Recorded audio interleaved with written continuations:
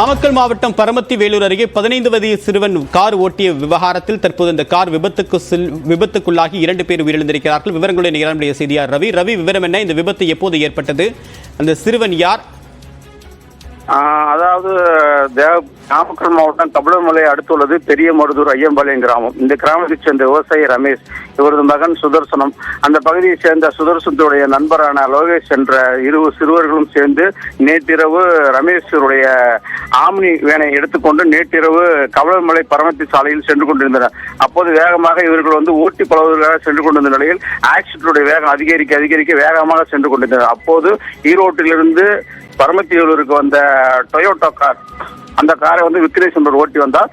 அப்போது சாலையின் குறுக்கே ஆம்னி வேறு இருவரும் நேருக்கு நேராக மோதிய விபத்தில் சம்பவ இடத்திலே அதாவது சிறுவர்களும் லோகேஷ் மற்றும் சுதர்சனம் ஆகியோர் நசுங்கி உயிரிழந்தனர். இந்த சம்பவம் தொடர்பாக இரவு நேரத்தில் சம்பவம் நடைபெற்றதாக யாரும் அந்த நேரத்தில் முதலுதவிக்கு வராத நிலையில் வாகன நெரிசல் ஏற்பட்டது. உடனே இது தொடர்பாக பரமத்தி வேலூர் டிஎஸ்பி மற்றும் ஜேடர்பாளையம் போலீசார் சம்பவ இடத்துக்கு 2 சிறுவர்கள் உடலை மீட்டு பரமத்தி வேலூர் அரசு மருத்துவமனைக்கு பிரேத பரிசோதனைக்கு அனுப்பி வைத்திருக்கிறார்கள்.